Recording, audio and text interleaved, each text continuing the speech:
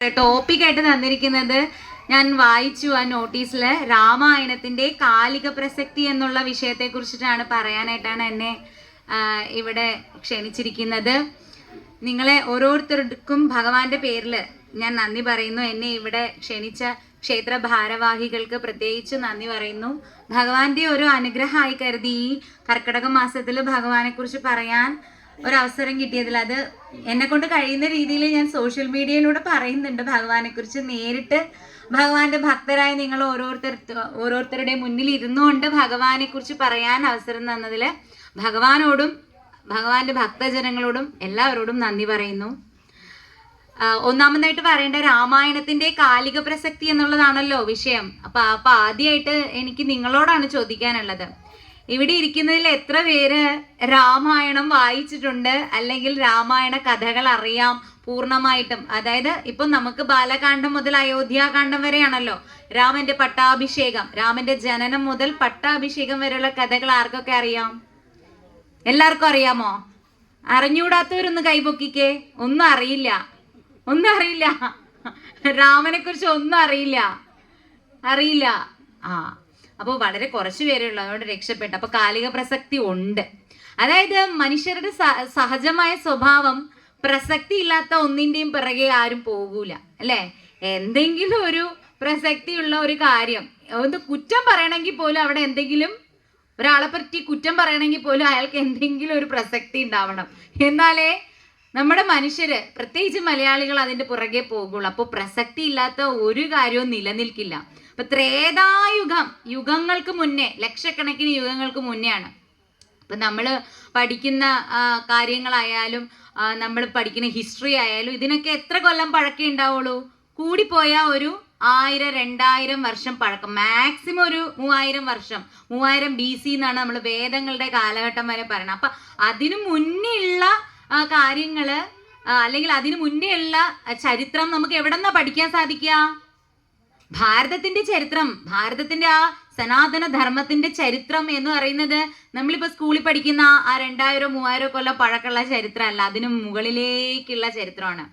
ആ ചരിത്രത്തിൽ ഒരു ചരിത്ര പുരുഷനാണ് ശ്രീരാമചന്ദ്രൻ എന്ന് പറയുന്നത്. അല്ലാണ്ട് അദ്ദേഹം നിങ്ങൾ ഈ സോഷ്യൽ മീഡിയയിലൊക്കെ കാണും മിത്ത് എന്ന് പറയണം, മിത്തോളജി എന്ന് പറയും. ഈ മിത്തോളജി എന്ന് പറഞ്ഞാൽ ഇല്ല, എന്താ അർത്ഥം? ഇല്ലാത്തൊരു വസ്തുവാണ് മിത്തോളജി, അല്ലെങ്കിൽ മനുഷ്യൻ ക്രിയേറ്റ് ചെയ്യുന്ന. ഇപ്പൊ ഒരുപാട് കഥാകാരന്മാരുണ്ട്, ഒരുപാട് സാഹിത്യകാരന്മാരുണ്ട്. അവരോരോ കഥകളൊക്കെ എഴുതൂലേ, ഓരോ മനുഷ്യരെ കുറിച്ച് ഓരോ കഥകളൊക്കെ എഴുതൂലേ, ഓരോ ആളുകളെ ക്രിയേറ്റ് ചെയ്യൂലേ. ഇപ്പോഴത്തെ കലിയുഗത്തിലെ ആളുകൾക്ക് അങ്ങനെയുള്ള കഥകൾ വായിച്ച് അതിൽ ജീവിക്കാനാ താല്പര്യം. എന്നാൽ ഈ കഥയല്ല, ജീവിതമായിട്ടുള്ള ഒരുപാട് ചരിത്ര പുരുഷന്മാരുണ്ട് നമുക്ക്. അവരുടെ ജീവിതത്തിലൂടെ, അവരുടെ ധാർമ്മിക മൂല്യത്തോടുകൂടി, അവരുടെ ത്യാഗത്തിൽ നിന്ന്, അവരുടെ ആ ഒരു ജീവിതചര്യകളിൽ നിന്ന്, അവരുടെ യാതനകൾ നിറഞ്ഞ ദുഃഖപൂർണമായിട്ടുള്ള അല്ലെങ്കിൽ അവരനുഭവിച്ച പല ജീവിത പാഠങ്ങളിൽ നിന്ന് നമുക്ക് എന്ത് പഠിക്കാം എന്ന് വരുമ്പോഴാണ് ആ പുരുഷന് കാലിക പ്രസക്തി വരുന്നത്. അപ്പൊ അങ്ങനെ കാലിക പ്രസക്തിയുള്ള യുഗയുഗാന്തരങ്ങളായിട്ട് പഴക്കമുള്ള കാലിക പ്രസക്തിയുള്ള ഒരു പുരുഷൻ, മഹാപുരുഷൻ, ചക്രവർത്തിയായിരുന്നു എന്നാണ് പറയുന്നത്. 10000 കൊല്ലം ഭൂമി ഭരിച്ചിരുന്ന ചക്രവർത്തിയായിരുന്നു ആര്? ശ്രീരാമചന്ദ്രൻ. എന്തുകൊണ്ട് അദ്ദേഹത്തിന് ഇങ്ങനെ ഒരു പ്രസക്തമായിട്ടുള്ള കാലിക പ്രസക്തി അദ്ദേഹത്തിന് കിട്ടി എന്ന് പറയുമ്പോ, ഏതൊരു വ്യക്തി ആയിക്കോട്ടെ അദ്ദേഹത്തിലെ ധാർമ്മിക മൂല്യവും സത്യസന്ധതയും മറ്റുള്ളവരെ ഇഷ്ടപ്പെടുന്ന സ്വഭാവ ഗുണങ്ങളും ഒക്കെ ഉണ്ടെന്ന് പറയുമ്പോൾ നമ്മൾ മനസ്സിലാക്കേണ്ട അദ്ദേഹത്തില് എന്തുണ്ട്? ഈശ്വര ചൈതന്യം ഉണ്ട്. ഈശ്വര ചൈതന്യം ഉള്ളത് മാത്രമല്ല, അദ്ദേഹം അത് തിരിച്ചറിയുന്നുണ്ട്. അങ്ങനെയുള്ളൊരു മഹാപുരുഷനായിരുന്നു ശ്രീരാമചന്ദ്രൻ. ആ ശ്രീരാമചന്ദ്രൻ ഭഗവാന്റെ വിഷ്ണുവിന്റെ അവതാരമായിട്ടാണ് പറയുന്നത്. ഭഗവാന്റെ പൂർണ്ണ അവതാരമല്ല. പൂർണ്ണാവതാരം ഏതാണ്? അതായത് അഖിലാണ്ട് കോടി ബ്രഹ്മാണ്ടനാഥനായ പരബ്രഹ്മസ്വരൂപനായ പരമാത്മസ്വരൂപനായ ഭഗവാനെ രൂപമില്ല എന്ന് പറഞ്ഞ് ആരാധിക്കുന്നവരുണ്ട്, രൂപത്തിൽ ആരാധിക്കുന്നവരുണ്ട്. എന്നാൽ ആ പരബ്രഹ്മ സ്വരൂപനായ ഈശ്വരൻ രൂപത്തിൽ വന്നാൽ 64 ക്വാളിറ്റീസും ഉണ്ടാവും ഭഗവാൻ എന്നാ പറയണത്. അതിൽ ഒരു ക്വാളിറ്റി പോലും നമുക്കില്ല എന്നാ പറയണത്. ആ എല്ലാ ഗുണങ്ങളോടും കൂടി സഗുണ ബ്രഹ്മമായിട്ട് ഈശ്വരൻ വന്നാൽ ആ രൂപം എന്താണ്? എന്താണ്? ശ്രീകൃഷ്ണനാണ് എന്നാണ് പറയുന്നത്. അതുകൊണ്ടാണ് ശ്രീകൃഷ്ണനെ പൂർണ്ണ അവതാരം എന്ന് പറയുന്നത്. എല്ലാ ക്വാളിറ്റീസും ഉണ്ട്. ഭഗവാൻ എന്ന് പറയുമ്പോൾ ഉള്ള എല്ലാ ക്വാളിറ്റീസും ഉള്ള ആളാണ് ശ്രീകൃഷ്ണൻ. പക്ഷേ ശ്രീരാമ അവതാരം എന്ന് പറഞ്ഞാൽ അത്രയും ക്വാളിറ്റി ഇല്ല. പരബ്രഹ്മ സ്വരൂപനായ ഈശ്വരന്റെ അത്രയും ക്വാളിറ്റി ഇല്ല. 32 ക്വാളിറ്റീസ് ആണ് ഉണ്ടെന്നാണ് പറയുന്നത്. ആ 32 ക്വാളിറ്റീസ് ചേർന്ന ആ മഹാപുരുഷൻ, അപ്പോൾ അദ്ദേഹം ഈശ്വരന്റെ അവതാരാണ്. ആ അവതാര പുരുഷനെയാണ് നമ്മൾ ശ്രീരാമചന്ദ്രൻ എന്ന് പറയുന്നത്. പക്ഷേ നമ്മൾ ഭഗവാന്റെ അവതാരങ്ങൾ എടുത്തു നോക്കിയാൽ ഒരു രാമനൊന്നും അല്ല ഉള്ളത്. ബലരാമൻ, പിന്നെ ഭാർഗവരാമൻ. ഈ രാമനും കുറച്ച് മുന്നേ ഉള്ള ഭഗവാന്റെ അവതാരമാണ് ഭാർഗവരാമൻ എന്ന് പറയുന്നത്. അത് ആവേശ അവതാരം ആണെന്നാണ് പറയുന്നത്. ഭഗവാന് പല അവതാരങ്ങളുണ്ട്. ആവേശ അവതാരം, അംശ അവതാരം, പൂർണ്ണ അവതാരം, അങ്ങനെ കുറെ പലതരത്തിലുള്ള അവതാരങ്ങളില് ഭാർഗവരാമൻ ആവേശ അവതാരമാണ്. അതായത് എന്തെങ്കിലും ഒരു പെർട്ടിക്കുലർ കാര്യം, ഞാൻ ഇംഗ്ലീഷൊക്കെ ഇടയ്ക്ക് പറയൂ കേട്ടോ. കാരണം എന്താ വെച്ചാൽ ഞാൻ വായിക്കണോ പഠിക്കണോ ഒക്കെ കുറെ ഇംഗ്ലീഷ് പുസ്തകമാണ്. കാരണം ഞാൻ ഈ കലിയുഗത്തിൽ ഇംഗ്ലീഷ് മീഡിയം സ്കൂളിലൊക്കെ പഠിച്ച കുട്ടിയായത് കാരണം എനിക്ക് ഇതിൻ്റെ ഇടയിൽ വായിക്കുന്നതും ഇടയ്ക്ക് മലയാളവും ഇംഗ്ലീഷും ഒക്കെ വരും. അപ്പോൾ ചിലപ്പോൾ ഞാൻ വീഡിയോസ് ഒക്കെ ചെയ്യുമ്പോൾ പറയും, കുട്ടി മലയാളിയല്ലേ, കുട്ടിക്ക് എന്താ മലയാളത്തിൽ മാത്രം പറയട്ടെ. എല്ലാ ഭാഷ ഉണ്ടാക്കിയ ഭഗവാനാണ്. അപ്പം ഞാൻ പറയുന്ന കാര്യങ്ങൾ നിങ്ങൾ മനസ്സിലാക്കി എടുക്കണുണ്ടോ എന്നല്ലേ, നിങ്ങൾക്ക് മനസ്സിലാവുന്നുണ്ടോ എന്നുള്ളതല്ലേ എനിക്ക് നോക്കേണ്ട കാര്യമുള്ളൂ. അപ്പോൾ മനസ്സിലാവാത്ത എന്തെങ്കിലും ഇംഗ്ലീഷ് പദം ഞാൻ ഉപയോഗിക്കണമെങ്കിൽ നിങ്ങൾക്ക് ചോദിക്കാം. ഓക്കെ, അപ്പോൾ ഞാൻ പറഞ്ഞു വന്നത് എന്താണ്? അപ്പൊ അങ്ങനെ ത്രേതായുഗത്തില് ജീവിച്ചിരുന്ന ഭഗവാന്റെ ആവേശ അവതാരം കൃതയുഗത്തിൽ ആരംഭിച്ച് ത്രേതായുഗം കടന്ന് ദ്വാപരയുഗം വരെ ജീവിച്ച ഭഗവാന്റെ അവതാരമാണ് ഭാർഗവരാമൻ എന്ന് പറയുന്നത്. അദ്ദേഹം ആവേശ അവതാരമാണ്. അദ്ദേഹം ഒരു പ്രധാനപ്പെട്ട ഒരു കാര്യം ചെയ്യാൻ വേണ്ടി അവതരിച്ചു. അപ്പൊ ആ ചെയ്യണ സമയത്ത് ഭഗവാന്റെ ആ ഒരു എനർജി അദ്ദേഹത്തിന്റെ ശരീരത്തിലേക്ക് പ്രവേശിക്കുക. അദ്ദേഹം അത് ചെയ്യും. അത് കഴിഞ്ഞാൽ അദ്ദേഹം സാധാരണ മനുഷ്യന്റെ എല്ലാ ഗുണങ്ങളും ദോഷങ്ങളും ഒക്കെ അടങ്ങിയിട്ടുള്ള ഒരു സാധാരണ മനുഷ്യനാണ്. നമ്മളൊക്കെ അങ്ങനെയാണ്. നമ്മളിപ്പോ നമ്മൾ പറയില്ലേ, അയ്യോ ഭഗവാനെ ആരെങ്കിലും നമ്മളൊന്ന് രക്ഷിച്ചാൽ മതി. അപ്പൊ ഭഗവാന്റെ രൂപം പോലെ ഒരാൾ നമ്മുടെ മുന്നിൽ വരും. അത് ഭഗവാൻ ആ സമയത്ത് അദ്ദേഹത്തെ അവിടെ നിയോഗിക്കണം, അല്ലെ ഭഗവാൻ അദ്ദേഹത്തിൽ ആവേശിക്കുകയാണ്, അല്ലെ അവരിൽ ആവേശിക്കുകയാണ്, എന്നിട്ട് നമ്മളെ സഹായിക്കുകയാണ്. അപ്പോൾ ആവേശ അവതാരങ്ങളും അംശാവതാരങ്ങളും ഉണ്ട്. നിങ്ങൾ ഓരോരുത്തരും ഭഗവാന്റെ അംശമാണ്. ഭഗവാന്റെ എല്ലാ ക്വാളിറ്റീസും എല്ലാവർക്കും കിട്ടില്ല. അപ്പൊ നമ്മളെല്ലാവരും ആ പരമാത്മ സ്വരൂപനായ ഭഗവാന്റെ അംശമാണ്. സൂര്യൻ ഭഗവാനാണെങ്കിൽ ആ സൂര്യനിൽ നിന്ന് വരുന്ന കിരണങ്ങളാണ് നമ്മൾ ഓരോരുത്തരും, അല്ലെ? അതുകൊണ്ടാണ് നമ്മളെല്ലാം ഒന്നാണെന്ന് പറയുന്നത്. ഇതിപ്പോ രാമായണം എടുത്ത് പരിശോധിച്ചാൽ ഏത് എടുത്ത് പരിശോധിച്ചാലും ഭഗവാന്റെ ഭക്തർക്ക് മാത്രമേ ഈ തിരിച്ചറിവ് ഉണ്ടാവുള്ളൂ. അതായത് അവർ സകലതിലും എന്തിനെ കാണും? ഭഗവാനെ കാണും. ആ സകല ചരാചരങ്ങളിലും സകലതിലും എല്ലാം ഈശ്വരന്റെ പ്രതിരൂപങ്ങളാണ് എന്ന് തിരിച്ചറിഞ്ഞ് എല്ലാവരെയും സ്നേഹത്തോടെയും സഹിഷ്ണുതാ മനോഭാവത്തോടെ കാണാൻ തുടങ്ങുമ്പോഴാണ് നമ്മളിലുള്ള ഈശ്വര ചൈതന്യം നമ്മൾ എന്ത് ചെയ്യുന്നത്? തിരിച്ചറിയുന്നത്. അതിനെന്താണ് വേണ്ടത്? അതിനാണ് രാമായണം പോലുള്ള മഹത് ഗ്രന്ഥങ്ങളുടെ കാലിക പ്രസക്തി കടന്നു വരുന്നത്. ഇതുപോലുള്ള ഗ്രന്ഥങ്ങൾ വായിക്കുക. അപ്പോ ഭഗവാൻ കടന്നുപോയ വഴികൾ, രാമായണം എന്ന് പറഞ്ഞാല് രാമ അയനം, രാമന്റെ അയനം, രാമന്റെ യാത്രകൾ, രാമന്റെ ജീവിതയാത്രയാണ് രാമായണം. ഇനി രാമായണത്തിന് വേറൊരു അർത്ഥം കൂടെ ഉണ്ട്, രാമായണം. എന്ന് പറഞ്ഞാൽ ഇരുട്ട്. മനുഷ്യന്റെ മനസ്സിൽ ഇരുട്ട് കയറുമ്പോഴാണ് മനുഷ്യൻ എന്ത് ചെയ്യുന്നത്? ഭഗവാനിൽ നിന്ന് അകന്നു പോകണം. അപ്പൊ എന്നിന് ഇരുട്ട് എന്നൊരു അർത്ഥം കൂടി ഉണ്ട്. അപ്പൊ ആ ഇരുട്ട് മായണം. അപ്പോൾ കർക്കടക മാസത്തിലാണ് നമ്മൾ രാമായണം പാരായണം ചെയ്യുന്നത്, അല്ലേ? അതിന്റെ അർത്ഥം എന്തുകൊണ്ടാണ് കർക്കിടക മാസത്തിൽ രാമായണം പാരായണം ചെയ്യണമെന്ന് വെച്ചാൽ കർക്കിടക ലഗ്നത്തിലാണ് ശ്രീരാമചന്ദ്രൻ ജനിച്ചതെന്നാ പറയുന്നത്. അപ്പോ നമ്മുടെ ഇവിടുത്തെ സൂര്യപഞ്ചാംഗം അനുസരിച്ച് കർക്കിടക ലഗ്നത്തില് ശ്രീരാമൻ ജനിച്ച മാസമായിട്ട് മലയാളികള് സൂര്യപഞ്ചാംഗം അനുസരിച്ച് ആഘോഷിക്കുന്നത് കർക്കിടക മാസമാണ്. എന്നാൽ ശരിക്കും ഭഗവാന്റെ ജന്മ നക്ഷത്രം വരുന്നത് ചൈത്ര മാസത്തിലെ നവമിയിലാണ്. അത് ഏകദേശം മാർച്ച് മാസത്തിലാണ് വരുന്നത്. രാമനവമി എന്നാണ് പറയുന്നത്. നമ്മൾ മലയാളികളാണ് ഈ സൂര്യപഞ്ചാംഗം അനുസരിച്ച് നക്ഷത്രം നോക്കിയിട്ട് നമ്മൾ ജനന തീയതി നിശ്ചയിക്കുന്നത്. പക്ഷേ നമ്മൾ ഉത്തരേന്ത്യയിലൊക്കെ പോയി കഴിഞ്ഞാൽ അവിടെ എല്ലാം തിഥിയാണ്. ചന്ദ്രമാസങ്ങളെ അടിസ്ഥാനപ്പെടുത്തിയാണ് ഒരാളുടെ ജന്മനക്ഷത്രം അല്ലെങ്കിൽ ജന്മ തിഥിയാണ് അവരുടെ ജന്മദിനമായിട്ട് ആഘോഷിക്കുന്നത്. അതാണ് വിനായക ചതുർത്ഥി, നവമി, കൃഷ്ണ ജന്മാഷ്ടമി, അഷ്ടമി തിഥി, നവമി തിഥി, ചതുർത്ഥി തിഥി. അപ്പൊ തിഥി നോക്കിയിട്ടാണ് ഉത്തരേന്ത്യയിലും ഭാരതമെമ്പാടും അങ്ങനെയാണ്. പക്ഷെ സൂര്യപഞ്ചാംഗമാണ് കേരളീയർ ഉപയോഗിക്കുന്നത്. അതുകൊണ്ട് നമ്മൾ ഈ നക്ഷത്രമാണ് എടുക്കണം. അതേ പ്രശ്നം ഇപ്പൊ കടന്നു വരുന്നുണ്ട്. അടുത്ത മാസം സെപ്റ്റംബർ 14 ശ്രീകൃഷ്ണ ജയന്തി വരുന്നത് കേരളത്തില്. പക്ഷെ ശരിക്കും ഭാരതമെമ്പാടും ആഘോഷിക്കുന്നത് ഈ ഓഗസ്റ്റ് 15, 16 തീയതിയാണ്. കാരണം ഭഗവാന്റെ ജന്മ അഷ്ടമി തിഥി വരുന്നത് ഭാദ്രമാസ മാസത്തിലാണ് ഭഗവാൻ ശ്രീകൃഷ്ണൻ ജനിക്കുന്നത്. ഭാദ്രപാദ മാസത്തിലെ കൃഷ്ണപക്ഷത്തിലെ അഷ്ടമി തിഥിയായിരുന്നു ഭഗവാൻ. ആ അഷ്ടമിയും രോഹിണിയും ചേർന്ന് വരുന്ന തിഥി വരുന്നത് ഈ മാസം 15 രാത്രി 9:30 മുതൽ 16 രാത്രി 9:30 വരെയാണ് ആ തിഥി വരുന്നത്. അപ്പൊ ശരിക്കും ഭാരതമെമ്പാടും ആഘോഷിക്കുന്നത് ഇങ്ങനെയാണ്. പക്ഷേ കൃഷ്ണ ജന്മാഷ്ടമി കേരളീയർ ആഘോഷിക്കുന്നത് വ്യത്യസ്ത ദിവസമാണ്. അപ്പൊ അതേ പ്രശ്നമാണ് രാമന്റെ ജനനത്തിലും വരുന്നത്. കർക്കിടക മാസത്തിൽ നമ്മള് രാമന്റെ ജനന മാസമായിട്ട് നമ്മുടെ പഞ്ചാംഗ പ്രകാരം നമ്മൾ ആഘോഷിക്കുന്നു, അല്ലെങ്കിൽ നമ്മൾ അത് ആചരിക്കുന്നു. അതെങ്ങനെ? രാമായണം ഈ മാസം മുഴുവനും വായിച്ചുകൊണ്ടാണ്. ഈ മാസം എന്ന് പറയുന്നത് പ്രത്യേകിച്ച് കേരളീയർക്ക് വളരെ പ്രശ്നമുള്ള മാസമാണ്.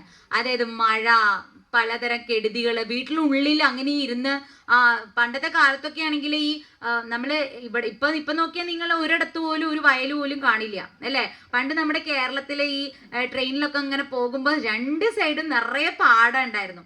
എല്ലാ വീടുകളുടെ ഒരു കുറച്ച് പോർഷൻ പാടായിരുന്നു അല്ലെ. എല്ലാ വീട്ടിലും കൊയ്ത്തുണ്ടായിരുന്നു.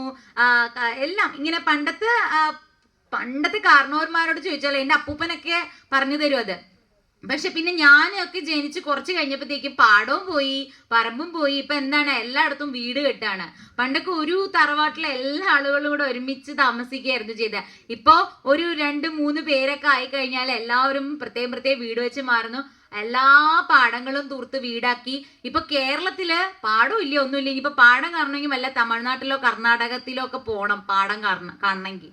അപ്പൊ അങ്ങനെയായി നമ്മുടെ ആ ഗ്രാമീണ ഗൃഹാതുരതയൊക്കെ ഇങ്ങനെ മാഞ്ഞു പോയിക്കൊണ്ടിരിക്കുകയാണ്. എന്നിട്ട് ആളുകളെല്ലാം ഇങ്ങനെ സ്വാർത്ഥരായിട്ട് ഇങ്ങനെ എല്ലാം ഇങ്ങനെ മതിലൊക്കെ കെട്ടിത്തിരിച്ച് എല്ലാവരുടെയും മനസ്സിലാ സ്വാർത്ഥം. ഞാൻ എന്നുള്ള എനിക്കും എൻ്റെ മക്കളും, ഞാനും എൻ്റെ ഭാര്യ, എൻ്റെ കുട്ടികളും, എൻ്റെ അച്ഛൻ, എൻ്റെ അമ്മ, എൻ്റെ സഹോദരൻ, ഞാൻ എന്നുള്ള ഒരു ചിന്തയിലേക്ക് മനുഷ്യൻ വന്നു കഴിഞ്ഞു. ഇനി നമുക്കായിട്ട് ഇത് ഈ ഒരു കാലത്തെ മാറ്റാൻ പറ്റില്ല. പക്ഷെ നമ്മുടെ ഉള്ളിലുള്ള മാറ്റാൻ പറ്റും, ഇരുട്ട് മാറ്റാൻ പറ്റും. രാമനെ കുറിച്ചിട്ടും രാമന്റെ സഹോദരന്മാരെ കുറിച്ചിട്ടൊക്കെ ഒന്ന് ആലോചിച്ച് നോക്കിയേ. അച്ഛന്റെ സത്യം പാലിക്കാൻ വേണ്ടിയിട്ട് കയ്യിൽ കിട്ടിയ വലിയ സാമ്രാജ്യം കളഞ്ഞിട്ട് കാട്ടിലേക്ക് പോവാ. നിങ്ങളാണെങ്കിൽ നിൽക്കുവോ? നിങ്ങൾ അപ്പം പിടിച്ച് അച്ഛനോട് എതിർക്കും. അച്ഛനെ വേണമെങ്കിൽ പിടിച്ച് ജയിലിലിടും അല്ലെ. ദശരഥൻ പറയുന്നുണ്ട്, മോനെ നീ എന്നെ ജയിലിൽ ഇട്ടിട്ടാണെങ്കിലും സത്യം പരിപാലിക്കാതെ നീ ചക്രവർത്തി ആവൂന്ന് പറയുമ്പോ രാമൻ അത് സമ്മതിക്കുന്നില്ല. രാമന്റെ ധാർമ്മിക ബോധം, ധർമ്മത്തിൽ ഉറച്ചു സഞ്ചരിക്കുന്ന. അതിനിടയിൽ ഒരിക്കല് രാമൻ പറയുന്നുണ്ട് സീതാദേവിയോട്, ധർമ്മം പരിപാലിക്കാൻ വേണ്ടി എനിക്ക് നിന്നെയോ ലക്ഷ്മണനെയോ ഉപേക്ഷിക്കാൻ വേണ്ടി വന്നാൽ പോലും ഞാനത് ചെയ്യും. കാരണം അത്രയും ധർമ്മിഷ്ഠനാണ്, ധർമ്മത്തിൽ അടിയുറച്ച. ത്രീതായുഗം എന്ന് പറയുമ്പോൾ ധർമ്മബോധത്തിൽ ഉറച്ച് ജീവിക്കുന്ന അദ്ദേഹത്തിന്റെ പിൻഗാമികൾ ആരാ? സൂര്യവംശത്തിന്റെ ഹരിശ്ചന്ദ്രന്റെ ഒക്കെ പിൻഗാമിയാണ്. സത്യം മുറുകെ പിടിക്കാനായിട്ട് എന്തും ത്യാഗം ചെയ്ത ആളാണ് ഹരിശ്ചന്ദ്രൻ. അദ്ദേഹത്തിന്റെ ഒക്കെ പിൻഗാമിയായ ശ്രീരാമൻ. നമ്മളുടെ വാസന എന്ന് പറയുന്നത് നമ്മുടെ പൂർവികരുടെ വാസനയായിരിക്കും. നിങ്ങൾക്ക് എന്തൊക്കെ ദുശീലങ്ങളുണ്ടോ നല്ല ശീലങ്ങളുണ്ടോ അതൊക്കെ നിങ്ങളുടെ പിതൃക്കളിൽ നിന്ന് നിങ്ങൾ ആർജിക്കുന്നതാണ്. അതാണ് ആ DNA എന്ന് പറയുന്ന സംഭവം. അപ്പൊ ആ വാസനകളിൽ നിന്ന് നമ്മൾ വേറിട്ട് നമ്മുടെ ശരിക്കുള്ള സ്വത്വത്തിലേക്ക് വരണമെങ്കിലും നമ്മൾ എല്ലാവരിൽ നിന്ന് വേർപെടണം. നമ്മുടെ പിതൃക്കളുടെ സ്വഭാവ ദൂഷ്യങ്ങളെല്ലാം നമ്മളിൽ വന്നു ചേരും. അതെല്ലാം മാറണമെങ്കിലും ഈശ്വരന്റെ കൃപ വേണം, ഈശ്വരനെ അറിയണം, മായണം, ആ ഇരുട്ട് മായണം. അപ്പോ ശ്രീരാമചന്ദ്രൻ ഇത്രയും ഉന്നത കുലത്തിൽ ജാതനായ ശ്രീരാമചന്ദ്രനെ എല്ലാ നല്ല ഗുണങ്ങളുണ്ടായിരുന്നു. അദ്ദേഹം ധർമ്മിഷ്ഠനായിരുന്നു. ധർമ്മബോധത്തിന്റെ അത്യുന്നത ശ്രേണിയിലാണ് അദ്ദേഹം ജീവിച്ചത്. അപ്പൊ അങ്ങനെയുള്ള രാമന്റെ ജീവിതം ഒന്ന് ആലോചിച്ച് നോക്കൂ. അങ്ങനെ കാട്ടിൽ പോവാണ്. കാട്ടിൽ പോയിട്ടാണെങ്കിലോ ഭാര്യ പറഞ്ഞു, അങ്ങേ പിരിഞ്ഞിരിക്കാൻ എനിക്ക് പറ്റില്ല, ഞാൻ വരും. അപ്പൊ ലക്ഷ്മണൻ പറഞ്ഞു, അങ്ങേ പിരിഞ്ഞിരിക്കാൻ എനിക്കും പറ്റില്ല, ഞാൻ എൻ്റെ ഭാര്യയും അച്ഛനെയും അമ്മയും എല്ലാം വിട്ടിട്ട് ഞാൻ അങ്ങയുടെ കൂടെ വരികയാണ്. ഇത് ഏത് സഹോദരനാണ് ഇന്ന് ചെയ്യുക? ഇത്രയും ത്യാഗ മനോഭാവം. അതായത് ചേട്ടനെയും ചേട്ടത്തി അമ്മയും നോക്കാനായിട്ട് എല്ലാ സുഖങ്ങളും പരിത്യജിച്ചുകൊണ്ട് ചേട്ടന്റെ പിന്നാലെ ഒരു ദാസനായി നടക്കുന്ന ലക്ഷ്മണൻ. അപ്പൊ ലക്ഷ്മണൻ വന്നിതു ലക്ഷ്മണന്റെ ഭാര്യയായ, ഇപ്പൊ നേരത്തെ ഒരു ക്വസ്റ്റ്യൻ പറഞ്ഞു, രാമായണത്തിലെ ദുഃഖപുത്രി ആര് എന്ന് പറഞ്ഞാല് ദുഃഖപുത്രിമാർ ഒരുപാട് പേരുണ്ട് കേട്ടോ രാമായണത്തില്. ഊർമിള മാത്രല്ല, സീത ദുഃഖപുത്രിയാണ്, മണ്ഡോദരി ദുഃഖപുത്രിയാണ്, താര ദുഃഖപുത്രിയാണ്, അഹല്യ ദുഃഖപുത്രിയാണ്. എല്ലാം ദുഃഖാണ്. എവിടെ നോക്കിയാലും രാമായണത്തിൽ ശോകം മാത്രമേ ഉള്ളൂ. ആരുമില്ല പരമമായ സുഖം അനുഭവിച്ചിട്ട് ജീവിക്കണവരാരാണുള്ളത് രാമായണത്തില്?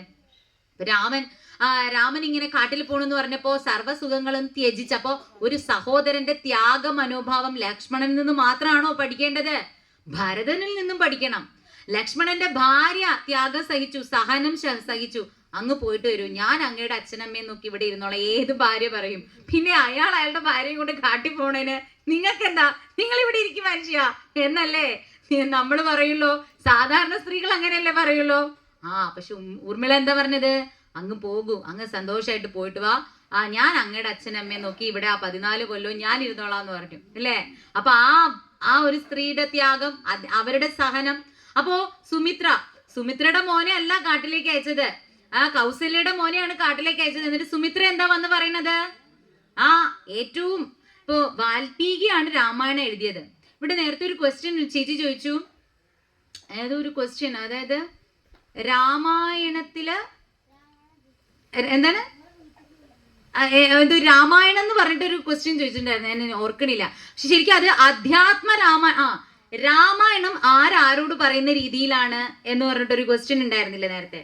അത് അധ്യാത്മ രാമായണമാണ് ഉമാമഹേശ്വര സംവാദമായിട്ട് ആരെഴുതിയിരിക്കുന്നത്? മലയാള ഭാഷയുടെ പിതാവായ എഴുത്തച്ഛൻ നമുക്ക് പറഞ്ഞു തന്നിരിക്കുന്നത്. പക്ഷെ ഇതുപോലെ ഒരു രാമായണം അല്ല ഉള്ളത്. ഒരുപാട് ആചാര്യന്മാര് രാമായണം എഴുതിയിട്ടുണ്ട്. രാമചരിത മാനസം, ഭഗവാന്റെ പരമഭക്തനായ തുളസീദാസ് ഹനുമാൻ ചാലിസ ചൊല്ലാറുണ്ടോ നിങ്ങള്? ഹനുമാൻ ചാലിസ ഈ 2 ദിവസത്തിന് മുന്നേ ആയിരുന്നു അദ്ദേഹത്തിന്റെ 250ാമത്തെ ജന്മദിനം. തുളസീദാസ് രാമചരിത മാനസ, ഭഗവാനെ നേരിട്ട് കണ്ടിട്ടുള്ള ആളാണ്. അങ്ങനെ ഹിന്ദിയിലാണ് അദ്ദേഹം രാമചരിത മാനസ് രചിച്ചത്. സംസ്കൃതത്തിലാണല്ലോ വാൽമീകി രാമായണം എഴുതിയത്. അപ്പൊ മലയാളത്തിന്റെ വാൽമീകി ആരാണ്? എഴുത്തച്ഛൻ. അപ്പോ അതുപോലെ എന്താ പറയാ, കമ്പരാമായണം ഉണ്ട്, പിന്നെ അത്ഭുത രാമായണം ഉണ്ട്, ആനന്ദ രാമായണം ഉണ്ട്. ഇതൊന്നും വാൽമീകി രചിച്ചതല്ല. വാൽമീകി 2 രാമായണേ രചിച്ചിട്ടുള്ളൂ. ഒന്ന് വാൽമീകി രാമായണം 24,000 ശ്ലോകങ്ങളുള്ളത്. ബ്രഹ്മാവ് വന്നിട്ട് നേരിട്ട് പറഞ്ഞു കൊടുത്തതാ രാമന്റെ കഥ. അത് 24,000 ശ്ലോകങ്ങൾ എഴുതിയിട്ട് തീർന്നിട്ടില്ല രാമന്റെ കഥ. അപ്പൊ അദ്ദേഹം യോഗാവശിഷ്ടം എന്ന് പറഞ്ഞ് 32,000 ശ്ലോകങ്ങൾ കൊണ്ട് വേറൊരു രാമായണവും വാൽമീകി രചിച്ചിട്ടുണ്ട്. അതിൽ മുഴുവനും ആധ്യാത്മിക തത്വങ്ങളാണ്, ഫിലോസഫിയാണ് ഫുള്ള് പറയുന്നത്. അതും എന്നിട്ടും രാമനെ കുറിച്ച് എഴുതിയിട്ട് മതിയാവാത്തതുകൊണ്ടാണ് അദ്ദേഹം ഈ യോഗാവശിഷ്ടം എഴുതിയത്. അപ്പൊ അങ്ങനെ വാൽമീകി രാമായണം 1.5 കോടി ശ്ലോകങ്ങൾ കൊണ്ടാണ് ബ്രഹ്മാവ് രാമന്റെ കഥ ആർക്ക് പറഞ്ഞു കൊടുത്തത്? വാൽമീകി പറഞ്ഞു കൊടുത്തത്. വാൽമീകി അത് 24,000 ശ്ലോകങ്ങളാക്കി. പിന്നെ ഓരോ ആളുകൾ എഴുതി അത് ചുരുക്കിയും കുറുക്കിയും നീട്ടിയും വലിപ്പിച്ചും ഇപ്പൊ രാമായണം ഒരുപാടുണ്ട്. ഇതും പോരാഞ്ഞിട്ട് ഓരോ ആളുകളെ എടുക്കും. രാമൻ ചെയ്തത് അങ്ങനെ ചെയ്തത് തെറ്റല്ലേ, രാമൻ ഇങ്ങനെ ചെയ്തത് തെറ്റല്ലേ. ഇപ്പോഴത്തെ കലിയുഗ കുറെ ആളുകൾ ഇറങ്ങിയിട്ടുണ്ട്. രാമായണത്തെ എടുത്ത് അപഗ്രഥിച്ച് അതിനെ കോമാളി പരിവേഷം കെട്ടിച്ചുകൊണ്ട് കുറെ അഭിനവ വാൽമീകിമാർ ഇറങ്ങിയിട്ടുണ്ട്. യഥാർത്ഥത്തിൽ രാമായണം അറിയണമെങ്കിൽ നിങ്ങൾ 2 പേരെ ഭജിക്കണം, എന്നാലേ രാമൻ ആരാണെന്ന് നിങ്ങൾക്ക് മനസ്സിലാക്കാൻ സാധിക്കുള്ളൂ. അതിന് വേണ്ടത് ഭക്തിയാണ്. ഭക്തി എന്ന് പറഞ്ഞാൽ ഭഗവാനോടുള്ള പരമപ്രേമം. അത് ജനിക്കണമെങ്കിലും ഭഗവാന്റെ കൃപ വേണം. അപ്പൊ ആദ്യം ഭഗവാനോട് പ്രാർത്ഥിക്കുക, ഭഗവാനെ എനിക്ക് ഭക്തി തരണേ. എന്നിട്ട് രാമായണം എടുത്ത് തുറക്കുക. എന്നിട്ട് ആദ്യം ആരെയാ ഭജിക്കേണ്ടത്? വാൽമീകിയെ ഭജിക്കണം. അദ്ദേഹമാണ് ഇത് സാധാരണ മനുഷ്യർക്ക് പകർന്നു തന്നത്. കൂജന്തം രാമ രാമീതി മധുരം മധുരാക്ഷരം ആരുഹ്യ കവിതാശാഖാം വന്ദേ വാൽമീകി കോകിലം. അപ്പൊ ആദ്യം ഭജിക്കണ? രാമായണം തുറന്നിട്ട് വാൽമീകിയെ പ്രാർത്ഥിക്കണം.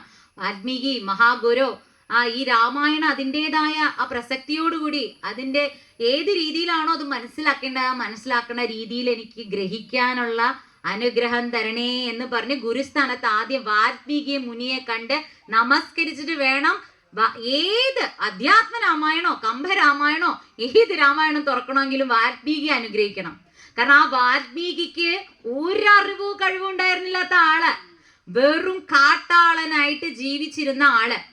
പ്രജേതസ്സുകളുടെ മകനായിരുന്നു, ബ്രാഹ്മണ കുലത്തിലാണ് ജനിച്ചത്.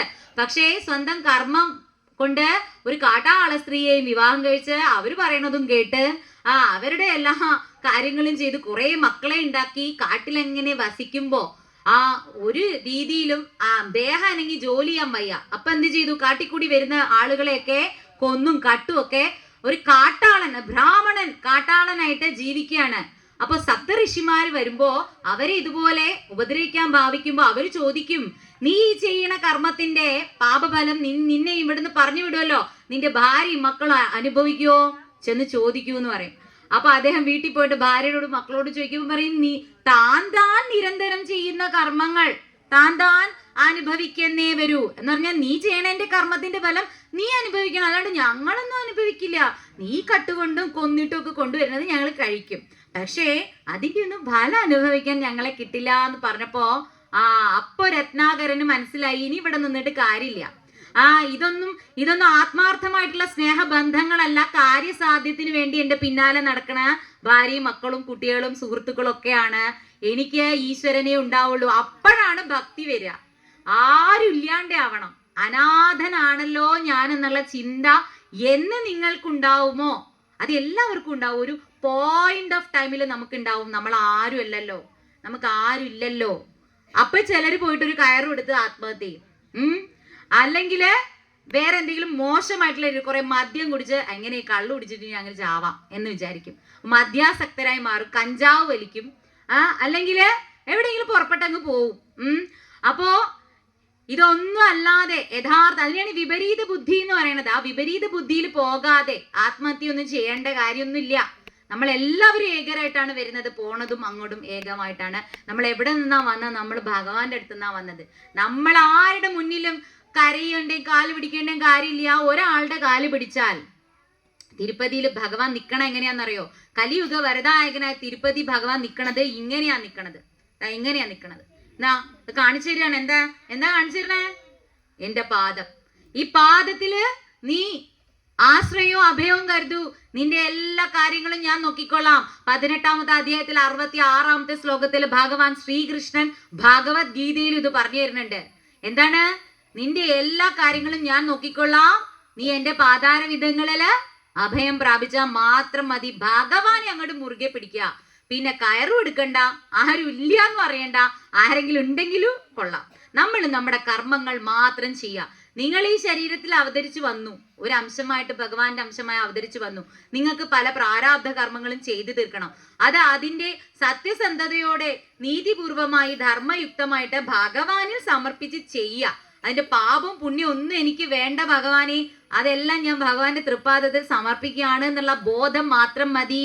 അപ്പോ നിങ്ങളിൽ ഭക്തി ജനിച്ചിരിക്കുന്നു, മാഞ്ഞു പോയി. പിന്നെ നിങ്ങൾക്ക് പാപവും ഇല്ല, പുണ്യമില്ല, ഒന്നുമില്ല. നിങ്ങൾ സനാഥരാണ്, അതായത് നിങ്ങൾക്ക് ഭഗവാനുണ്ട്. അപ്പോൾ ചിലപ്പോ ആത്മമിത്രങ്ങളായിട്ടും ആത്മബന്ധുക്കളായിട്ടും വരുന്നവര് നമ്മുടെ രക്തബന്ധത്തിൽപ്പെട്ടവരാണോന്നില്ല, ആരെങ്കിലും വരും, ഭഗവാൻ പറഞ്ഞു വിടും. ആ കൃത്യസമയത്തിന് കൃത്യമായിട്ട് നിങ്ങളെ സഹായിക്കാനായിട്ട് ആളുകൾ വരും. അങ്ങനെയാണ് വന്നത്. ആര് വന്നു? സപ്തഋഷിമാരെ വിട്ടു ഭഗവാൻ വാൽമീകിക്ക് ബോധോദയം ഉണ്ടാക്കാൻ.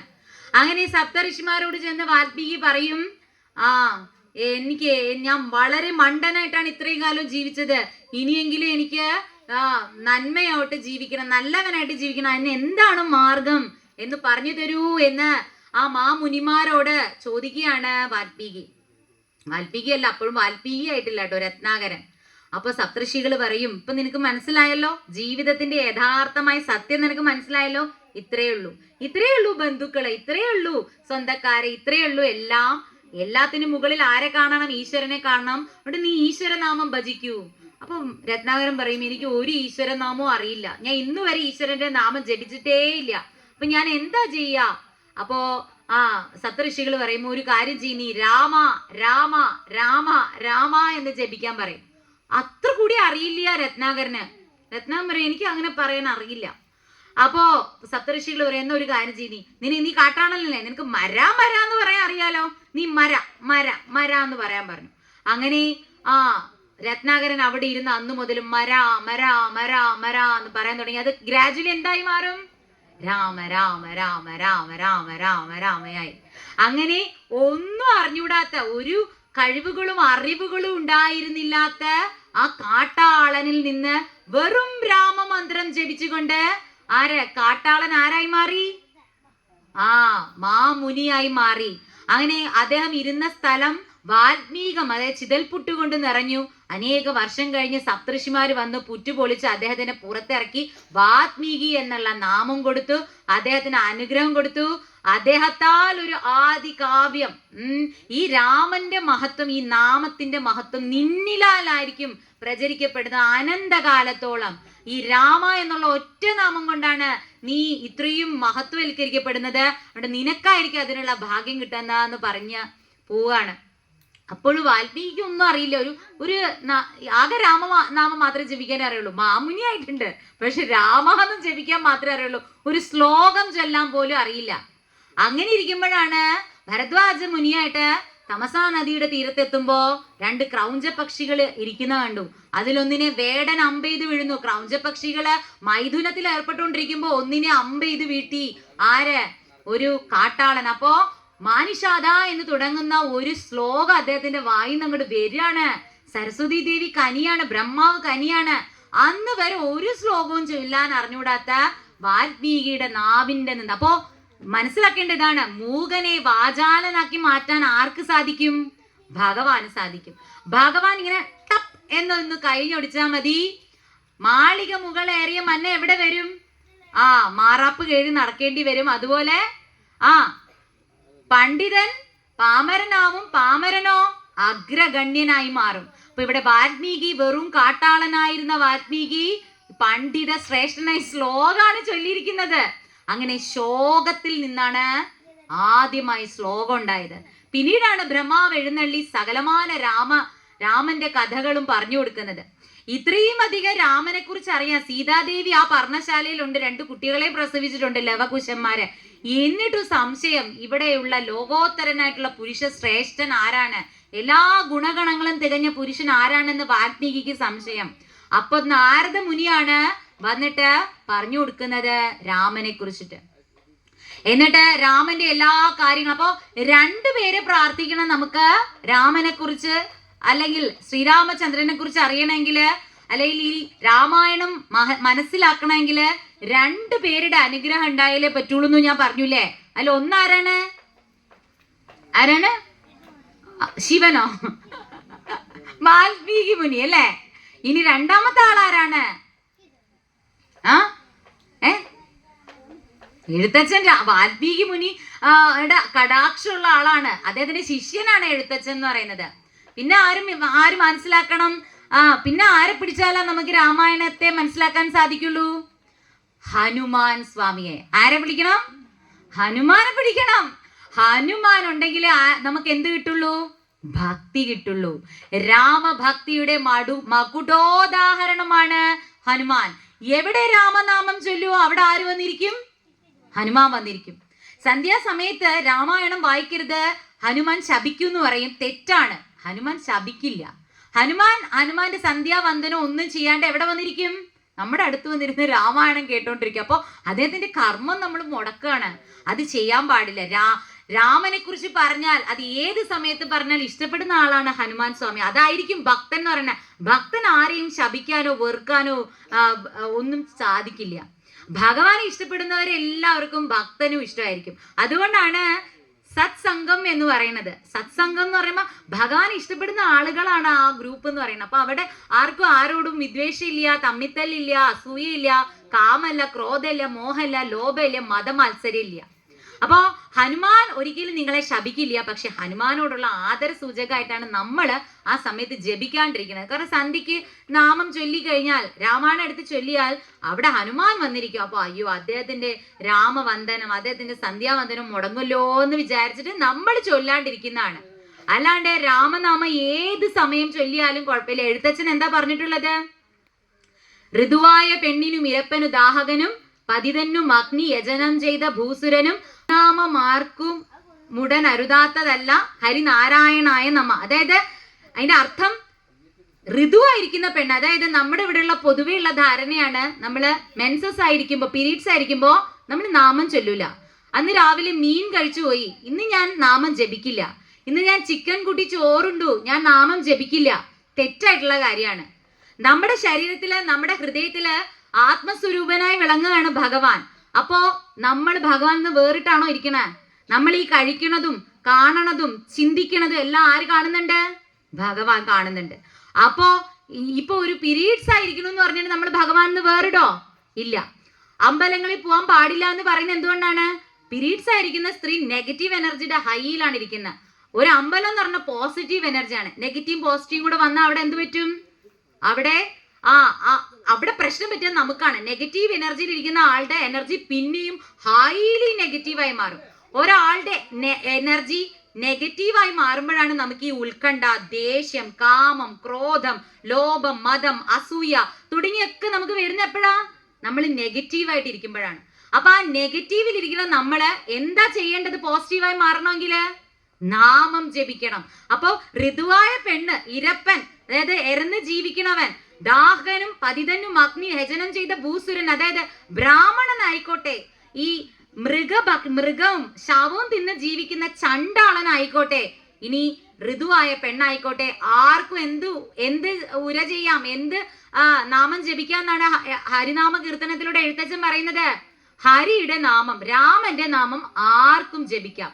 രാമനാമം ആർക്ക് ഏത് സമയത്ത് ജപിക്കാം. അപ്പോ പീരീഡ്സ് ആയിരിക്കുകയാണ്, എനിക്ക് ഇന്ന് നാമം ചൊല്ലാൻ പാടോ, എനിക്ക് രാമായണം വായിക്കാൻ പാടോ, ഇതൊന്നും ഒരു പ്രശ്നമില്ല. ഇത് പറയുമ്പോൾ ചിലർക്ക് ഇഷ്ടപ്പെടില്ല, പക്ഷെ ഇതാണ് സത്യം.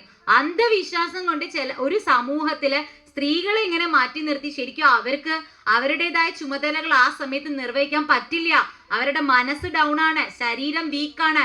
അതുകൊണ്ട് അവരെ മാറ്റി ഇരുത്തിയിരുന്ന സമയം മാത്രമാണ് ഈ പീരീഡ്സ് ടൈം എന്ന് പറയുന്നത്. ഇന്ന് പീരീഡ്സ് ടൈമിൽ സ്ത്രീകൾ വിമാനം വരെ ഓടിക്കണം. അങ്ങ് മേലെ സുനിത വില്യംസ് ഇവിടെ പോയി ബഹിരാകാശ കേന്ദ്രത്തിൽ ഇരിക്കുന്നുണ്ട്. അപ്പോ സ്ത്രീകള് പുരുഷന്മാരെയും മാറ്റി നിർത്തേണ്ടവരല്ല, അത് രണ്ട് സെപ്പറേറ്റ് ചെയ്യേണ്ടതല്ല. ഈ കലിയുഗത്തില് ആർക്കും എന്ത് ചെയ്യാം? രാമനാമം ജപിക്കാം, രാമായണവും തുറന്നു വായിക്കാം. ഇനി ഒരു 7 ദിവസം ഇനി രാമായണം വായിക്കില്ല, രാമായണം മടച്ചു വെക്കും. പൂജാമുറിയിൽ ഇരുന്ന് വായിക്കണ്ട, വീടിന്റെ ഏതെങ്കിലും ഒരു കോണിലിരുന്ന് ഭഗവാന്റെ നാമം ജപിക്കുക തന്നെ വേണം. സ്ത്രീകൾ കുട്ടികൾക്കും പറഞ്ഞു കൊടുക്കണം, നാമം ജപിക്കുക തന്നെ വേണം. നാമം ജപിക്കാൻ ഒരു മടിയും കാണിക്കരുത്.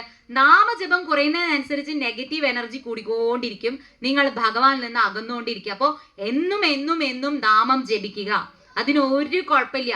അപ്പോ കാട്ടാളനായിട്ടുള്ള വാൽമീകി നാമം ജപിച്ച് എന്തായി മാറി? വിശ്വോത്തര പുരുഷനായ ആദി കാവ്യ രചയിതാവായി. അദ്ദേഹത്തിൽ നിന്ന് നമുക്ക് അനുഗ്രഹം കിട്ടി. ഇനി ഹനുമാൻ സ്വാമി ഇപ്പൊ അനുഗ്രഹിക്കണമെങ്കിൽ എന്ത് വേണം? ഭക്തി വേണം. ഭക്തി വേണമെങ്കിൽ എന്ത് ചൊല്ലണം? രാമനാമം ചൊല്ലണം. ആഞ്ജനേയ സ്വാമി അനുഗ്രഹിക്കണമെങ്കിൽ രാമനാമം ചൊല്ലണം. എന്തുകൊണ്ടാ ഹനുമാനെ ഞാൻ പിടിച്ചത്? രാമനെ അറിയണമെങ്കിൽ ഹനുമാനെ കിട്ടണമെന്ന് പറയാൻ കാരണം എന്താണ്? നമ്മള് 9 വിധമായ ഭക്തിഭാവങ്ങളുണ്ട്. അതില് പാദസേവനം എന്നുള്ള ഭക്തിഭാവത്തിന്റെ മകുടോദാഹരണമാണ് ഹനുമാൻ. ഹനുമാൻ ഒരു ജീവിതം ഉണ്ടായിരുന്നോ? ജീവിതം ഉണ്ടോ ഹനുമാന്? ഹനുമാന്റെ ജീവിതവും ജീവനും ആരായിരുന്നു? രാമനായിരുന്നു. ഹനുമാനെ കുറിച്ച് പറയുകയാണെങ്കിൽ സങ്കടം വരും കേട്ടോ. ജനിച്ചപ്പോ തന്നെ അമ്മ മരിച്ചുപോയി. അറിയാമോ? ആഞ്ജനേയർ എന്നാണ് വിളിക്കണമെങ്കിൽ അമ്മയുടെ സ്നേഹമോ അമ്മയുടെ മുലപ്പാലോ ഒന്നും കുടിച്ചിട്ടില്ല. കാരണം അമ്മ അഞ്ജന എന്ന് പറയുന്നത് ഒരു ഗന്ധർവ നാരിയായിരുന്ന പുഞ്ചികയായിരുന്നു. പുഞ്ചിക പുഞ്ചികയെ രാവണൻ ഉപദ്രവിക്കാൻ വരുമ്പോ ദേവേന്ദ്രൻ ബൃഹസ്പതിയുടെ അടുത്ത് കൊണ്ടുവന്നാക്കും. അപ്പൊ ബൃഹസ്പതിയുടെ ദാസിയായിട്ട് പുഞ്ചിക ജീവിച്ചുകൊണ്ടിരിക്കുമ്പോ ബൃഹസ്പതിയെ കണ്ട് കാമാതുരയായി കയ്യിൽ കടന്നു പിടിക്കുമ്പോ ബൃഹസ്പതി പറയും, മർക്കടെ പോലെ പെരുമാറിയ നീ വാനര കുലത്തിൽ ജനിക്കട്ടെ എന്ന് പറയും. അപ്പോ പുഞ്ചികയ്ക്ക് നേരത്തെ രാവണനോട് നല്ല ദേഷ്യമുണ്ട്. കാരണം രാവണൻ കയറി പിടിക്കാൻ പോയപ്പോഴാണ് ദേവേന്ദ്രൻ ഇവിടെ കൊണ്ടാക്കിയത്. അപ്പോ പുഞ്ചിക്ക് രാവണനോട് അതിയായ ദേഷ്യമുണ്ട്. അപ്പോ ഇദ്ദേഹം ദേവന്മാരുടെ ഗുരുവായ ബൃഹസ്പതി ശപിക്കുകയും ചെയ്തു. വാനര സ്ത്രീയാണ്. അപ്പോ പറഞ്ഞു, എന്നോട് ക്ഷമിക്കണം, എനിക്ക് ശാപമോക്ഷം തരണം. എനിക്കൊരു തെറ്റ് പറ്റിപ്പോയി. എങ്ങനെ ഇത് പറ്റിയെന്ന് എനിക്ക് അറിയില്ല. അത് എങ്ങനെ പറ്റി? ദേവനാരിയാണ് പുഞ്ചിക. എത്ര സുന്ദരന്മാരായ പുരുഷന്മാരെ ദിവസവും കാണുന്നുണ്ട് പുഞ്ചിക. എന്നിട്ട് ഈ ആ സാത്വികമായിട്ടുള്ള സത്വഗുണങ്ങളോട് കൂടിയിട്ട് എപ്പോഴും നാമം ജപിച്ച് ഈ താടിയും വളർത്തിയിരിക്കുന്ന ഒരു പരിഷ്കൃതനും അല്ലാത്ത ഈ മുനിയോട് എങ്ങനെ അവർക്ക് കാമം തോന്നി? അപ്പോൾ എന്ത് കാര്യം സംഭവിക്കണതിന് പിന്നിൽ ഒരു കാര്യമുണ്ട്. അപ്പോ അദ്ദേഹം പറയാണ്, നിനക്ക് വാനര സ്ത്രീയായിട്ട് ജനിച്ചേ പറ്റുള്ളൂ. കാരണം നിന്റെ മനസ്സിൽ ഒരാളോട് നിനക്ക് വെറുപ്പുണ്ട്, രാവണനോട്.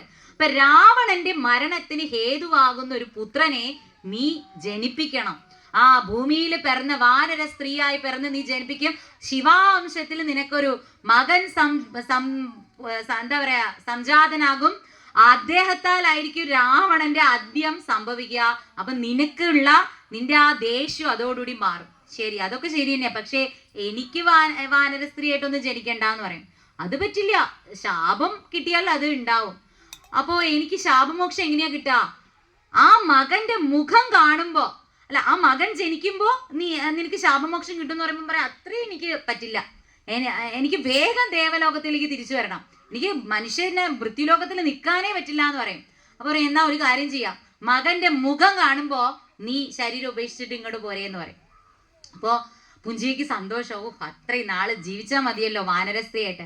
പക്ഷേ ഭൂമിയിൽ വന്നപ്പോ എല്ലാം മറന്നു. മായയില് വാനര സ്ത്രീയായി, സുന്ദരനായി, കേസരിയൊക്കെ കെട്ടി അങ്ങനെ നല്ല സന്തോഷത്തോടെ ജീവിക്കുകയാണ്. പണ്ട് ദേവസ്ത്രീ ആയിരുന്നു എന്നുള്ള കാര്യമൊക്കെ മറന്നു. എന്നിട്ട് നല്ല എൻ്റെ ഭർത്താവ് ഭർത്താവുമായിട്ട് അങ്ങനെ ജീവിക്കുന്നു. കുറെ നാൾ കഴിഞ്ഞിട്ട് മക്കൾ ഉണ്ടാകുന്നില്ല. ഒരുപാട് വർഷങ്ങൾ കഴിഞ്ഞു, മക്കൾ ഉണ്ടാവണില്ല. ആഞ്ജന എന്നും കരച്ചിലാണ്, എനിക്ക് മാത്രം എന്താ സന്താനം ഉണ്ടാവാത്തെ?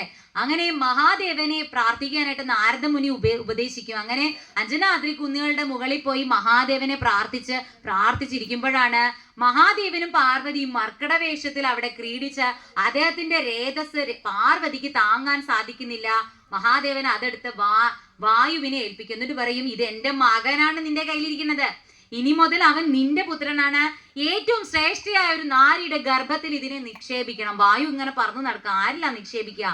അപ്പൊ അഞ്ജന അവിടെ നിന്ന് ഗംഭീരായിട്ട് മഹാദേവനെ ഓം നമഃശിവായ എന്ന് പറഞ്ഞ് പുത്രന് വേണ്ടി അവിടെ തപം ചെയ്യുന്ന ആ ഉത്കൃഷ്ട നാരിയെ കാണുമ്പോൾ വായുദേവന് തോന്നും ഇവളാണ് പറ്റിയ ആള്. ആഞ്ജനയുടെ ഗർഭപാത്രത്തില് ആ രേതസിനെ നിക്ഷേപിക്കുകയാണ്. അങ്ങനെയാണ് കേസരിക്കും അഞ്ജനയ്ക്കും ആര് പുത്രനായിട്ട് ജനിക്കുന്നത്? ഹനുമാൻ പുത്രനായിട്ട് ജനിക്കുന്ന. പക്ഷേ അഞ്ജന എന്താ നേരത്തെ ചോദിച്ചു, പുഞ്ചികയായിരുന്നപ്പോ കൊച്ചിന്റെ മുഖം കണ്ട അപ്പ എനിക്ക് പോണം, പിന്നെ ഞാൻ നിൽക്കില്ല. പക്ഷേ അഞ്ജന ഭൂമിയിൽ വാനര സ്ത്രീയായി ജനിച്ചപ്പോ കരഞ്ഞു കാത്തിരുന്നു, എൻ്റെ മകന്റെ മുഖം ഒന്ന് കാണണം, എനിക്ക് അവനെ വളർത്തണം, എനിക്ക് അവനെ ഏറ്റവും നല്ല പുത്രനായി വളർന്നത്. നാരദമുനി പറഞ്ഞു, അഞ്ജന നീ എന്ത് ഭാഗ്യവതിയാന്നറിയോ, എന്ത് നല്ല മകനാന്നറിയോ നിനക്ക് ജനിക്കാതിരിക്കണം. അപ്പൊ അഞ്ജന ഇങ്ങനെ കൊതിച്ച് കാത്തിരിക്കുക, ഇപ്പൊ കുട്ടി ജനിക്കും. പക്ഷേ നേരത്തെ ചോദിച്ചു വാങ്ങിയ വരം കുട്ടിയുടെ മുഖം കണ്ടപ്പോ എന്ത് പറ്റി? മരിച്ചു വീണു. അവരുടെ ശരീരം ഉപേക്ഷിച്ച് അവർക്ക് എന്ത് ചെയ്യേണ്ടി വന്നു? ദേവലോകത്ത് പോകേണ്ടി. ഇതാണ് ഈ ഭൂമിയിലും സംഭവിച്ചുകൊണ്ടിരിക്കുന്നത്. നമ്മള് ആറ്റുനോറ്റ് കുട്ടികൾ എന്തുകൊണ്ടാ കുട്ടികൾ ഉണ്ടാവാത്തെ? കുട്ടികൾ ഉണ്ടാവുമ്പോ അമ്മമാര് മരിച്ചുപോയി. അവരുടെ എന്ത് പ്രാരാബ്ധ കർമ്മഫലം അനുഭവിച്ച് തീർക്കാനാണ് ആ സ്ത്രീകള്, അല്ലെ നമ്മള് തന്നെയാണ്. നമ്മൾ പലരും നമ്മൾ എന്തിനാണ് ഭൂമിയിൽ വന്നത് എന്ന് നമുക്കറിയില്ല. നമ്മൾ ഭൂമിയിൽ വരുമ്പോൾ നമ്മുടെ യഥാർത്ഥ സത്വം നമ്മൾ മറന്നുപോകും. നമ്മുടെ വീട്, നമ്മുടെ ആളുകളെ എന്ന് പറഞ്ഞ് നമ്മൾ മറന്നുപോകും. പക്ഷേ ഇവിടെ മാനുഷിക മൂല്യങ്ങളോട് ചിന്തിച്ചു കഴിഞ്ഞാല് പാവ ഹനുമാൻ അമ്മയില്ലാതെ വളർന്നു. പക്ഷെ ഇതൊന്നും അറിയാതെ അഞ്ജനയുടെ രീതിയിൽ ചിന്തിച്ചാൽ അവരവരുടെ ശരിയായ സ്ഥാനത്തേക്ക്, ദേവലോകത്തേക്ക് പോകാൻ ഒരു കാരണമായി എന്നുള്ളതേ ഉള്ളൂ. അപ്പൊ എല്ലാത്തിലും ഇത് തന്നെയാണ്. നമ്മള് വേദനയോടെ വിഷമത്തോടെ കാണുന്ന പല കാര്യങ്ങൾക്ക് പിന്നിലും ഒരു കാരണമുണ്ട്. അത് നമുക്കറിയില്ല. എന്തുകൊണ്ടാണ് എൻ്റെ ഭർത്താവ്, എനിക്ക് എന്തുകൊണ്ടാണ് ഇങ്ങനെ വിധവയാകേണ്ടി വന്നത്? എൻ്റെ മോൻ എന്തുകൊണ്ടാണ് എനിക്ക് നഷ്ടപ്പെട്ടത്? എനിക്ക് എന്തുകൊണ്ടാണ് ഈ പുത്രദുഃഖം ഉണ്ടായത്? എനിക്ക് എന്തുകൊണ്ടാണ് ഇങ്ങനെ ഉണ്ടായതെന്ന് പറഞ്ഞാൽ അതിന്റെ ആ കാരണം അന്വേഷിച്ച് നമുക്ക് പോകാൻ സാധിക്കില്ല. നമ്മുടെ അടുത്തൊന്നും ഭക്തോത്തമനായ നാരദ മുനിയെ പോലുള്ള ഭക്തശ്രേഷ്ഠന്മാർ വന്ന് നമുക്ക് പറഞ്ഞു തരില്ല. പക്ഷേ ഇതുപോലുള്ള രാമായണ ഗ്രന്ഥങ്ങൾ വായിക്കുമ്പോഴാണ് അവിടെ കാലിക പ്രസക്തി വരുന്നത്. നമുക്ക് വിചിന്തനം ചെയ്യാം, നമുക്ക് ഉണ്ടായിരുന്നു ഇതുപോലെ എന്തൊക്കെയോ ദോഷങ്ങള്, അല്ലെങ്കിൽ നമ്മളും ചെയ്തു കൂട്ടിയിട്ടുണ്ട് ഇതുപോലെ എന്തൊക്കെയോ പാപങ്ങള്. ആ പാപത്തിന്റെ കർമ്മഫലങ്ങളാണ് ഈ ജന്മത്തില് മനുഷ്യരായി ജനിച്ചുകൊണ്ട് നമ്മൾ ഓരോരുത്തരും ദുഃഖിച്ച് അനുഭവിച്ചുകൊണ്ടിരിക്കുന്നത്. അപ്പൊ അത് തീർക്കണം എന്നുണ്ടെങ്കിൽ രാമനാമം ജപിച്ചാൽ മാത്രമേ സാധിക്കുകയുള്ളൂ. രാമനെ അറിയണമെങ്കിൽ ഹനുമാനെ അറിയണം, വാൽമീകി അറിയണം. അവരുടെ അനുഗ്രഹത്തോടുകൂടി രാമായണം ഇനിയൊന്ന് കാലിക പ്രസക്തിയോടുകൂടി ഇനിയൊന്ന് വായിച്ചു നിങ്ങൾ നോക്കൂ. നിങ്ങൾക്ക് രാമായണത്തിലെ പല പല കാര്യങ്ങളും ഇങ്ങനെ തെളിഞ്ഞു തെളിഞ്ഞു വരും. അപ്പോ കരഞ്ഞ് സങ്കടപ്പെട്ടിരിക്കുമ്പോ ചിന്തിക്കുക, ആ സീതാദേവി എന്തുമാത്രം സങ്കടപ്പെട്ടു, കരഞ്ഞു. ഇത്രയും അധികം ആ ഭർത്താവിന് വേണ്ടിയിട്ട് എന്തും സഹിച്ച് കാട്ടിൽ വസിച്ചിട്ടും എന്തുപറ്റി? പ്രജാക്ഷേമ തൽപരനായ രാമൻ ആ പ്രജകളുടെ വാക്കിന് വില കൽപ്പിക്കണം ഒരു രാജാവ്. അത് രാജധർമാണ്. നമ്മളെ പോലെ സാധാരണ മനുഷ്യനല്ല രാമൻ. രാമൻ ആരാണ്? ചക്രവർത്തിയാണ്. അദ്ദേഹത്തിന് ഫസ്റ്റ് ഇമ്പോർട്ടൻസ് ആരാണ്? ഭാര്യയും കുട്ടിയും അല്ല. ഇന്നത്തെ കലിയുഗത്തിലെ രാഷ്ട്രീയക്കാരുമായിട്ട് രാമനെ താരതമ്യം ചെയ്യരുത്. അദ്ദേഹം ധർമ്മനിഷ്ഠനായ രാജാവാണ്. ഇന്നത്തെ കലിയുഗത്തിലെ രാഷ്ട്രീയക്കാരന്മാരായിട്ട് ഏത് സ്ഥാനത്ത് അലങ്കരിക്കുന്നവർക്കും ഫസ്റ്റ് പ്രയോറിറ്റി അവരുടെ സ്വാർത്ഥ ലക്ഷ്യങ്ങൾ മാത്രമാണ്, സ്വാർത്ഥ ജീവിതമാണ്. അത് കഴിഞ്ഞിട്ടേ അവർ പ്രജകളെ നോക്കുള്ളൂ, അത് കഴിഞ്ഞിട്ടേ അവർ എന്തും നോക്കുള്ളൂ. പക്ഷെ രാമൻ അങ്ങനെ ആയിരുന്നില്ല. അദ്ദേഹം സത്യപ്രതിജ്ഞ ചെയ്ത് അധികാരത്തിൽ എത്തുമ്പോൾ പറഞ്ഞത്, എൻ്റെ ഭാര്യയെക്കാളും എൻ്റെ മക്കളെക്കാളും എല്ലാം എനിക്ക് വലുതാരാണ്? പ്രജകളാണ്. അപ്പൊ ആ പ്രജകള് ഇങ്ങനെ 100,000 പേര് പറയാണ്, സീതാദേവി രാവണന്റെ കൂടെ പോയ സ്ത്രീയല്ലേ, അവരെ പോലെ അവരെ രാമൻ വെച്ചുകൊണ്ടിരിക്കുന്നില്ലേ, ഇത് 10 പേരുടെ വായ നമുക്ക് അടയ്ക്കാം. പക്ഷെ 1000 ലക്ഷക്കണക്കിന് പേരുടെ വായ അടയ്ക്കാൻ പറ്റുമോ? അങ്ങനെ രാമൻ ഒടുവില് ഗതിയില്ലാണ്ട് സീതാദേവിയെ ഉപേക്ഷിക്കേണ്ടി വന്നു എന്ന് പറഞ്ഞ് രാമൻ ഉടനെ പോയി 10 പേരെ കല്യാണം കഴിച്ചില്ല. അന്നത്തെ കാലത്തെ ചക്രവർത്തിമാർക്ക് എത്ര സ്ത്രീകളെ വേണമെങ്കിലും പരിണയിക്കാം. രാമന്റെ അച്ഛനായ ദശരഥന് എത്ര ഭാര്യമാരുണ്ടായിരുന്നു? 3 ഭാര്യമാരുണ്ടായിരുന്നു. എന്നിട്ട് രാമൻ അങ്ങനെ ചെയ്തില്ല. ദേവിയുടെ തന്നെ രൂപം ഉണ്ടാക്കി വെച്ച് അതിനെ പൂജിച്ച് ആ രാമൻ അങ്ങനെ ജീവിക്കുകയാണ് ചെയ്തത്. അപ്പോൾ ത്യാഗമാണ് സ്നേഹം എന്ന് പറഞ്ഞ് ആ പ്രേമാകട്ടെ സ്നേഹമാകട്ടെ അതിൻ്റെയും മകുടോദാഹരണമാണ് രാമനും സീതയും എന്ന് പറയണ. അവരെ പോലെ ആകാൻ സാധാരണ മനുഷ്യന് സാധിക്കുമോ? എന്നിട്ട് സീതാദേവി എന്ത് ചെയ്തു? നിന്റെ അച്ഛനുണ്ടല്ലോ, അയാളാണ് എന്നെ ഈ കാട്ടിൽ കൊണ്ട് ഉപേക്ഷിച്ചത്, അയാളെ കണ്ട അയാളുടെ മുഖത്ത് പോലും നോക്കരുത്. ഇന്നത്തെ അമ്മമാർ ഇങ്ങനെയായിരിക്കും പഠിപ്പിച്ചു കൊടുക്കുക. പക്ഷെ സീതാദേവി അങ്ങനെയാണോ പഠിപ്പിച്ചു കൊടുത്തത്? രാമന്റെ മഹത്വം മാത്രമേ മക്കൾക്ക് പഠിപ്പിച്ചു കൊടുത്തുള്ളൂ. നല്ല നല്ല മൂല്യങ്ങൾ പഠിപ്പിച്ചു കൊടുത്ത് ലവകുശന്മാരെ വളർത്തിയെടുത്തു. അപ്പൊ അതാണ് ഒരു സ്ത്രീ എന്നുള്ള രീതിയിൽ സീതാദേവിയിൽ നിന്ന് പഠിക്കേണ്ട പാഠം അതാണ്. ഭർത്താവിനെ എവിടെയും അദ്ദേഹം വേറൊരു കാര്യമുണ്ട്, സീതാദേവിയായി മാറണമെങ്കിൽ ആരാവണം? ഭർത്താവ് രാമചന്ദ്രനെ പോലെ ആയി മാറുകയും ചെയ്യണം. അപ്പൊ നീ എന്താ സീതാദേവി ആവാത്തെന്ന് നോക്കിയപ്പോ ഇപ്പോഴത്തെ ആ ചേച്ചിമാര് പറയും, നിങ്ങൾ രാമചന്ദ്രനാണോ? എങ്കിൽ ഞാൻ സീതയാവാന്ന് പറയും അല്ലേ? അപ്പൊ അതാണ് പ്രശ്നം. പക്ഷെ സീതാദേവിയിൽ നിന്ന് പഠിക്കേണ്ട വലിയ കാര്യമുണ്ട്. അവിടെ കൊണ്ടുവന്നാക്കി, ആ വനത്തിൽ കൊണ്ടുവന്നാക്കി. സീതാദേവി അച്ഛന്റെ അടുത്തേക്ക് മടങ്ങിപ്പോയില്ല. കാരണം അവിടെ ഉള്ളത് യഥാർത്ഥ അച്ഛനും അമ്മയാണോ? അല്ല. ഇത്രയും കാലം എങ്ങനെയെങ്കിലും കഷ്ടപ്പെട്ട് വലുതാക്കി വിട്ടു, കല്യാണം കഴിച്ചു വിട്ടു. ഇനി ഭർത്താവ് ഉപേക്ഷിച്ചെന്ന് പറഞ്ഞ് വീട്ടിൽ കയറി പോകുന്ന മോശല്ലേ? ദേവി പോയില്ല. വാൽമീകിയുടെ ആശ്രമത്തിൽ പോയി, എന്നെ തിരിച്ചു വിളിക്ക് രാമാ, എന്നെ തിരിച്ചു വിളിക്ക് രാമാന്ന് പറഞ്ഞ് ദേവി തിരികെ പോയോ? ഇല്ല, ദേവി പോയില്ല. ദേവി അവിടെ ഇരുന്ന് ആ ഗർഭിണിയായി അവിടത്തെ അന്തേവാസിയായി ജീവിച്ച് ലവകുശന്മാരെ വളർത്തി അഭിമാനത്തോടെ ജീവിച്ചു. ഇതാണ് ഇന്നത്തെ സ്ത്രീകൾ പഠിക്കേണ്ട കാര്യം. അല്ലാതെ ഭർത്താവ് എന്നെ അടിച്ചു, എന്നെ വീട്ടിൽ നിന്ന് ഇറക്കി വിട്ടു, ഭർത്താവിന്റെ വീട്ടിൽ ജീവിക്കാൻ പറ്റില്ല എന്ന് പറഞ്ഞ് തൂങ്ങി മരിക്കുകയല്ല ചെയ്യേണ്ടത്. അവർക്ക് വിദ്യാഭ്യാസം ഉണ്ടെങ്കിൽ അന്തസ്സായിട്ട് ജീവിച്ച് കാണിച്ചു കൊടുക്കണം. ഞാൻ എന്നുള്ള സ്ത്രീക്കൊരു വാല്യൂ ഉണ്ട്. രാമൻ എന്നിട്ട് തിരികെ വന്ന് വിളിച്ചു, സീതേ നീ വാ എന്ന് പറഞ്ഞ് ദേവി പോയിട്ടില്ല.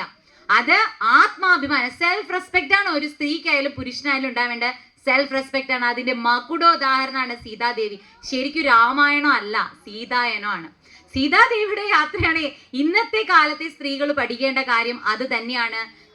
നമ്മളിപ്പോ സോഷ്യൽ മീഡിയയിൽ കാണുന്നില്ല, എത്രയോ സ്ത്രീകൾ ആത്മഹത്യ ചെയ്യുന്നു. എന്ത് കാരണം? വിദ്യാഭ്യാസം ഉണ്ട്, സൗന്ദര്യം ഉണ്ട്. ഒരാളിൽ മാത്രം ഒതുങ്ങണാണോ നമ്മുടെ ജീവിതം? അല്ല. നമുക്ക് നല്ല മക്കളുണ്ടെങ്കിൽ അവരെ പഠിപ്പിച്ച് വളർത്താൻ ജീവിക്കാം. നിങ്ങളുടേതായിട്ടുള്ള ജീവിത ലക്ഷ്യങ്ങൾക്ക് വേണ്ടി നിങ്ങൾ ജീവിക്കണം. അച്ഛനും അമ്മയും എന്തു പറയും, നാട്ടുകാരെന്തു പറയും? 10 ദിവസം പറയും. 10 ദിവസം കഴിയുമ്പോൾ അടുത്ത ഇരയെ കിട്ടുമ്പോൾ അവർ അടുത്തവരെ പറയും. അതുകൊണ്ട് ആരെയും വിചാരിച്ച് നിങ്ങളുടെ ജീവിതം ഒരു മുഴം കയറിലോ ഒരു ആറ്റിലോ കുളത്തിലോ അവസാനിപ്പിക്കേണ്ടതല്ല.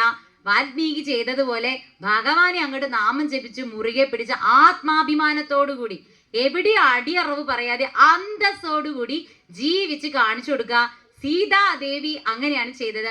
ആ സീതയാണ് നമ്മുടെ ഓരോ സ്ത്രീകളുടെയും മാർഗദർശനം എന്ന് പറയുന്നത്. അങ്ങനെയാണ്. ഇനി അഹല്യയായി ജീവിക്കണമെങ്കിൽ ജീവിക്കാം, തെറ്റുപറ്റി കല്ലായിട്ട് ജീവിച്ചു. എന്നിട്ടും രാമന്റെ മഹത്വം, രാമനാമം ജപിച്ച് അവര് പരിശുദ്ധിയായി മാറി. രാമൻ കാലുകൊണ്ട്, ഭഗവാൻ കാലുകൊണ്ട് സ്പർശിച്ച് അവരെ പുണ്യവതിയാക്കി മാറ്റിയപ്പോ ഭർത്താവ് പോലും സ്വീകരിച്ചു. അപ്പൊ എല്ലാത്തിനും തെറ്റ് പറ്റിയ മനുഷ്യ സഹജാണ്. എല്ലാത്തിനും പരിഹാരം എന്താണ്?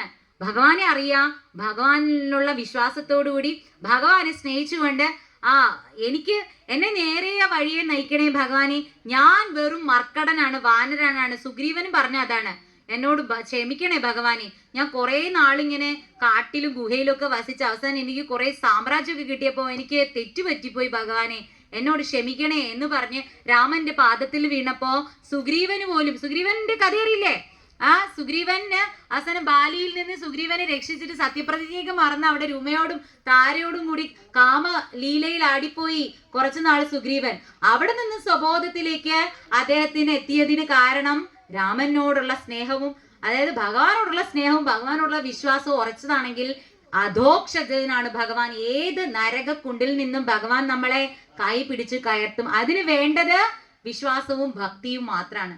ഇതാണ് രാമായണത്തിന്റെ കാലിക പ്രസക്തി. ഇത് ഇനി ഒരുപാട് പറയാനാണെങ്കിൽ തീരില്ല. രാമായണം ഇങ്ങനെ അനന്ത സാഗരമാണ്. എനിക്ക് പറഞ്ഞാൽ അവസാനിപ്പിക്കാനും പറ്റില്ല. പക്ഷെ കുറച്ച് കാര്യങ്ങളൊക്കെ നിങ്ങൾക്ക് പറഞ്ഞു തന്നു.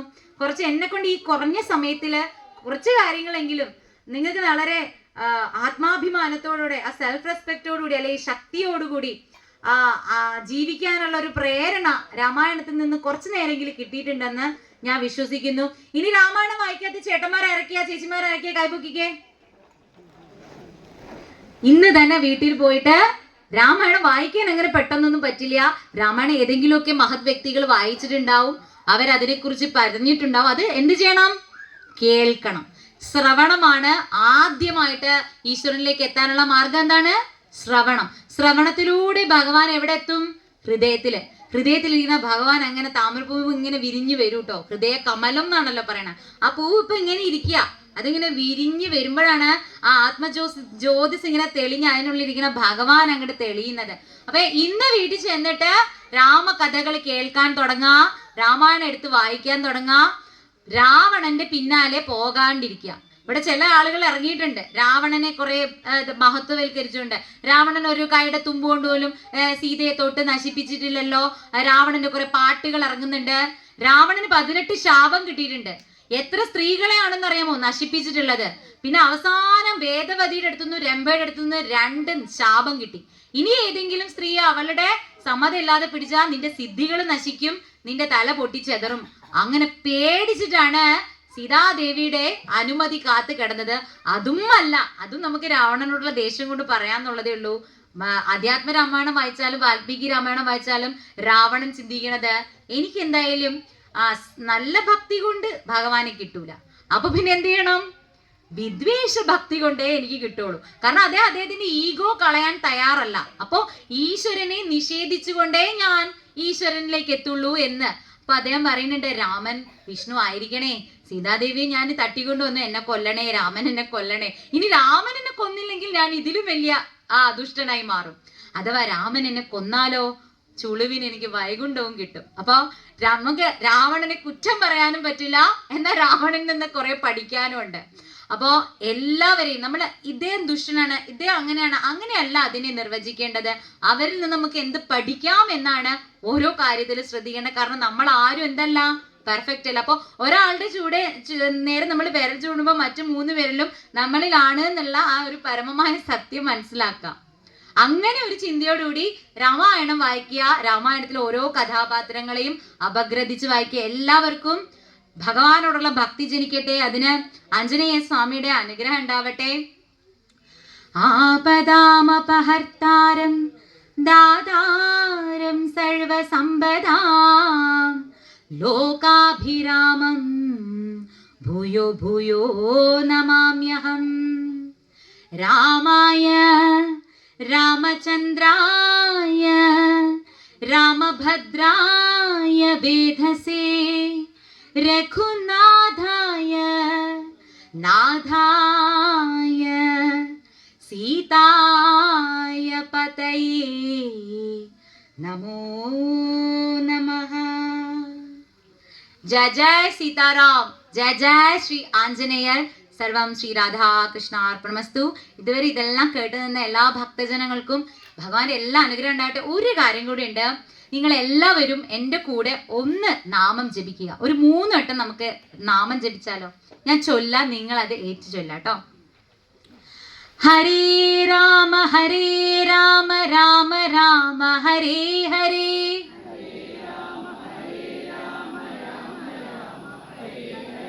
ഹരേ കൃഷ്ണ കൃഷ്ണ കൃഷ്ണ ഹരേ ഹരേ,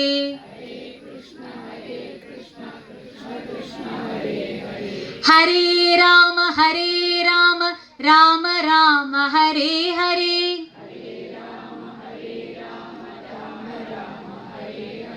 ഹരേ കൃഷ്ണ കൃഷ്ണ കൃഷ്ണ ഹരേ ഹരേ,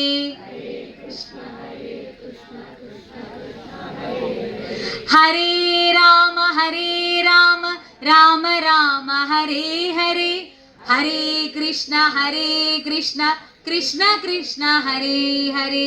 ജയ ജയ സീതാറാം, ജയ ജയ ശ്രീ ആഞ്ജനേയർ, ജയ ജയ ശ്രീ രാധേ രാധേ. പറഞ്ഞേ, ജയ ജയ ശ്രീ രാധേ രാധേ,